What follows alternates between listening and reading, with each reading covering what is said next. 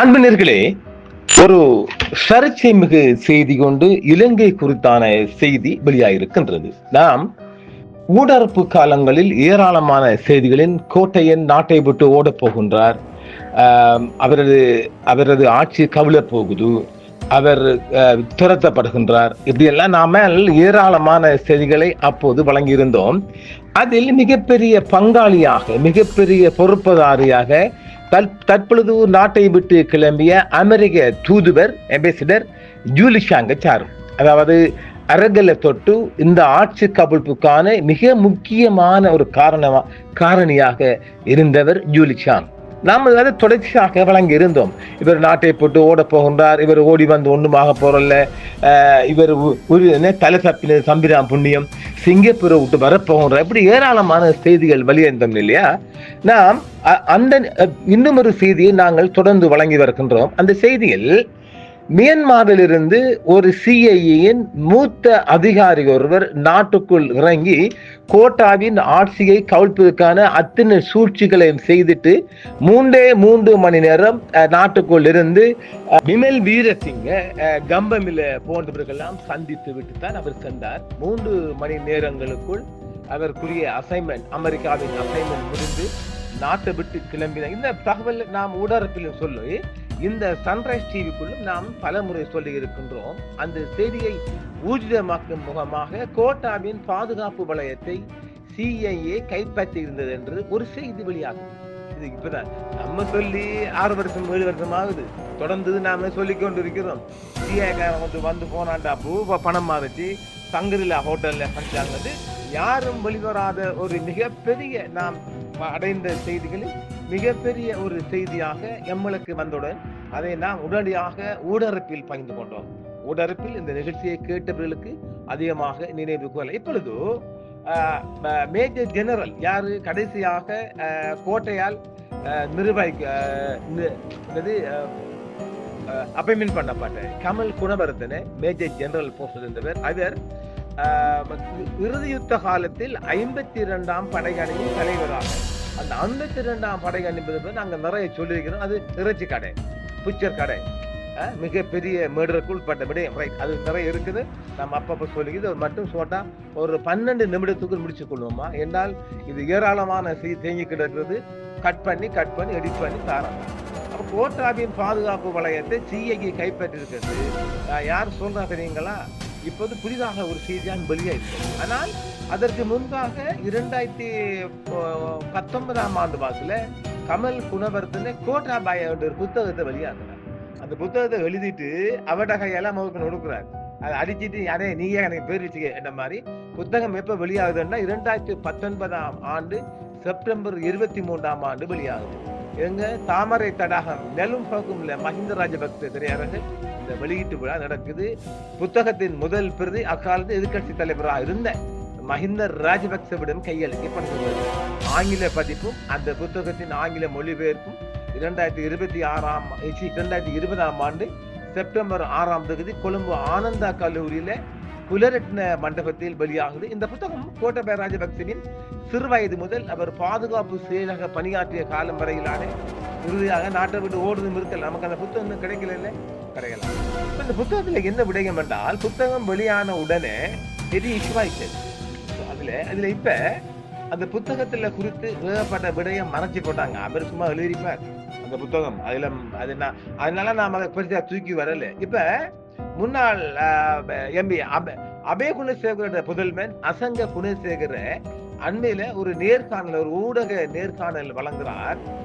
அதுல சொல்றாரு, 2015 பொது தேர்தல் ஐக்கிய தேசிய கட்சியின் சார்பில் கம்பா மாவட்டத்தில் போட்டியிட்டு தோல்வி அடைந்தவர் தான் அவர். அதன் பின்னர் நல்லாட்சி அரசாங்கத்தில் தேசிய பாதுகாப்பு ஆய்வக நிறுவனத்தின் ஒரு இயக்குநராக பணியாற்றினார். யாரு? இந்த அசங்க அபே குணசேகரன். இது யாரு? ஓசி அபே குணசேகரன் ஒரு புதல்வன். இதுதான் இந்த செய்திக்குள்ள வருகிறது. அதை நீங்க பார்த்துக் கொள்ளுங்கள். இன்றைதான் தட்டுதல் நம்ம எப்போ கொடுத்துறோம். அவர் தற்போது வாஷிங்டனை தளமாக கொண்ட தெற்காசிய தொலைநோக்கு வலையகத்தில் சவுத் ஏசியன் நெட்வொர்க்ல நிறைவேற்றி இயக்குநராகவும் மில்லேனியம் ப்ராஜெக்ட் சிரேஷ்ட உறுப்பினராக இருந்து வருகிறார். அசங்க குணசேகரவின் கூற்றுப்படி முன்னாள் ஜனாதிபதி கோட்டபய ராஜபக்சவின் முழு பாதுகாப்பு வளையமும் அமெரிக்க மத்திய புலனாய்வு அமைப்பான சிஐயினால் கைப்பற்றப்பட்டிருந்தது. இந்த விடயத்தை கோட்டபய ராஜபக்சவே இவர கூறியிருக்கிறாராம். யாருக்கிட்ட? இந்த அசங்க கிட்ட இவர் சொல்ல கோட்டை தான் சொல்றாராம். நாம எப்ப சொல்றோம்? அந்த அரகல காலத்துல அங்க சொல்லிட்டோம். அரகலை காலத்திலேயே மியான்மர்ல இருந்து ஒருத்தன் வந்தாண்டா உன் ஆட்சியை கவிழ்க்க போற, இது ஆட்சியை கவிழ்க்க போற கிடைச்சிச்சு. இது யாரு போட்டோ கொடுக்குறா? நாட்டுக்குள்ள வந்து அசைன்மெண்ட் எல்லாம் முடிஞ்சதுக்கு அப்புறம் தான் இந்தியா போட்டு கொடுக்குது. இந்தாப்பா உன் ஆட்சிக்கு களங்கம் ஏற்படுத்த, உன் ஆட்சியை க்ளோஸ் பண்ண இந்த ஒருத்தன் வந்து போறான்னு அவர் நாட்டை விட்டு கிளம்பி துபாய் நினைக்கிறேன், துபாய் ஈகே பிளேட்ஸ்ல அவர் போகின்ற போதுதான் இங்க அடிக்கிறாங்க. இனி தூக்கல ஈகே பிளேட்ஸை நிப்பாட்டக்கூடிய அதிகாரம் உங்களுக்கு இருக்கான்னு நான் நினைக்கிறேன். அதனால அவர் நாட்டை விட்டு கிளம்பி வானத்தில் பறந்திருக்கும் போதுதான் 2-3 படைப்பிரிவை அனுப்பி விரட்டி பிடிக்க பார்த்தாரு. அது ஜஸ்ட் மிஸ்ஸிங். அந்த மாதிரி தான் அப்ப இந்த சிஐயோட இதை நாம தான் இந்த நாட்டுக்குள்ள முதல்ல சொல்லி கொடுத்தோம். அதை இப்பதான் அரங்கேற்றாங்க. சரி, பார்க்கலாம். இதுவரை அசங்கவின் கூட்டை மறுக்கவில்லை. கோட்டாபாயவின் கூற்றுப்படி அவரது முழு பாதுகாப்பு பிரிவும் சிஐஏ ஏஜென்ட்களாலே ஆக்கிரமிக்கப்பட்டிருந்தும் கோட்டாபாய பதவி விலகி சிங்கப்பூர் சென்ற போதும் அந்த ஏஜென்ட்கள் அவரை பின்தொடர்ந்தாங்கன்னு சொல்லியிருக்கிறார். கோட்டை தான் சொல்றாரா அசங்க கிட்ட. நமது ஜனாதிபதி பதவி பறிபோனதற்கு முழு காரணம் அந்த பாதுகாப்பு யார்ட கோட்டையை சுற்றியுள்ளார்கள் தான். கோட்டையை சுற்றியுள்ளார் இந்த கமல் குணவர்த்தனையும் சேர்ந்துதான் இதெல்லாம் அவருக்கு விளங்கல. அதான் சொல்ல அறிவாளி நான் அடிக்கடி சொல்லிக்கிறது, மிகப்பெரிய அறிவாளி என்று. உனக்கு கூட இருக்கிறவனையே உனக்கு பிடிச்சிக்க முடியல, நீ எல்லாம் ஒரு ஆட்சிக்கு போங்கனா நீங்க. அப்ப அவருடைய பாதுகாப்பு அதிகாரிகள் அமெரிக்க சிஐஏ அமைப்பின் தேவைக்கேற்ப செயற்பட்டதையே கோட்டா இப்போதான் பிடிச்சாராம்.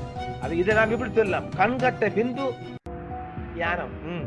இந்த வெளிப்படுத்தலில் கோட்டபய ராஜபக்சவின் காலத்தில், ரணில் ராஜபக்சவின் காலத்திலும் பாதுகாப்பு செக்ரட்டரியாக பணியாற்றிய மேஜர் ஜெனரல் கமல் குணவர்தனே சிஐஏ அமைப்புக்கு, அதாவது சிஐஏ மிகப்பெரிய ஒரு ஏஜென்டாகவும் மிகப்பெரிய கோஆபரேஷன் வழங்கிய ஒரு முகவராக பெயரிடப்பட்டுள்ளார்.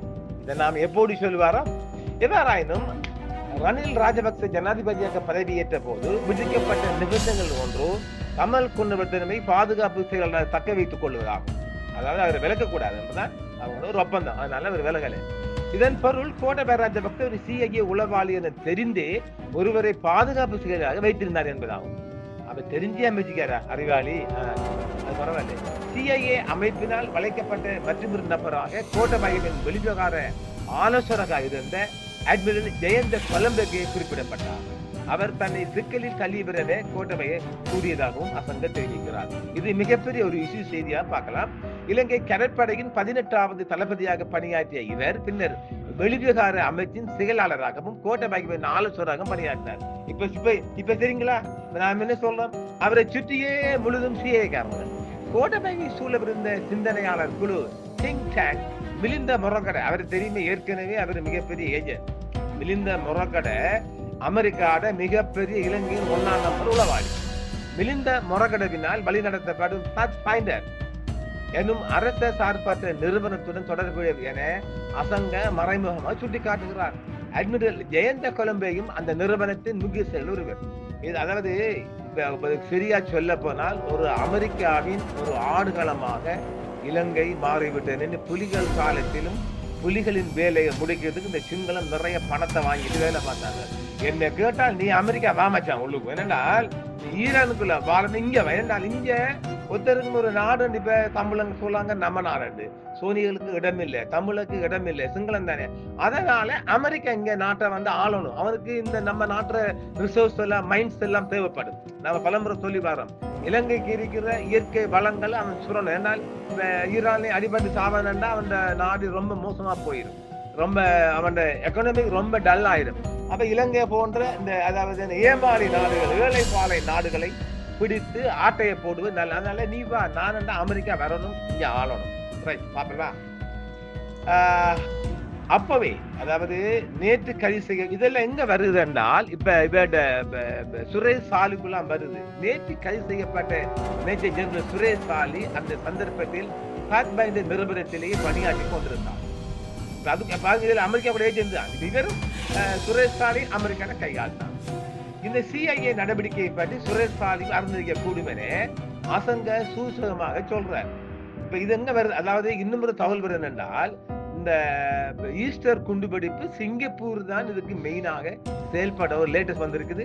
அதை நாங்க பார்க்கலாம். மேலும் 2029 ஜனாதிபதி தேர்தலுக்கான பொது வேட்பாளராக மிலிந்த மொரகடவை முன்னிறுத்துவது குறித்து எதிர்கட்சி குழுக்கிடையே கலந்துரையாடல் நடைபெற்று வருவதாக தற்போது செய்தி வெளியாகிருக்குது. இது எப்படி அமெரிக்கா கொண்டு வரப்போறான் ஜனாதிபதி யாரு? மிலிந்த மொரகடவை. நாடு நாசண்டா சாமி.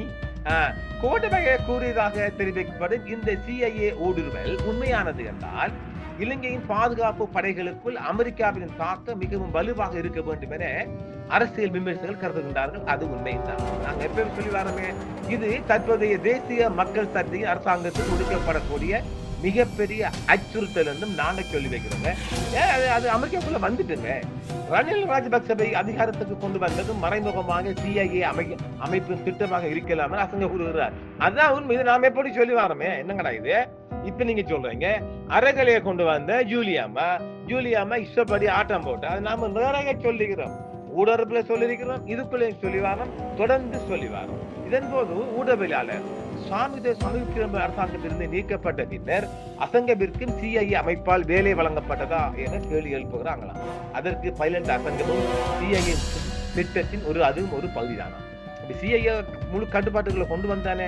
இலங்கையில் ஏற்பட்ட மக்கள் போராட்டமான அறகலை குறித்து அறிக்கை தயாரிப்பதற்காக CIAவின் ஒரு கிளையாக கருதப்படும் USAID அமைப்பினால் அவர் பணிக்கமர்த்தப்பட்டார். இதற்காக அவருக்கு 1 மணி நேரத்துக்கு 1 லட்சம் ரூபாய்க்கும் அதிகமான ஊதியம் வழங்கப்பட்டதாக சொல்லப்படுது.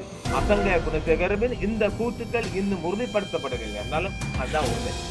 அதாவது இலங்கையோட பிரதான ஊடகங்களை எந்தமான விவாதங்களும் முன்னெடுக்க மாட்டாங்க. பயம். எல்லாரும் அமெரிக்காவுக்கு அடிபணிஞ்சிட்டாங்க. இப்ப அடுத்த தேர்தலுக்கு தயாராகிறாங்க.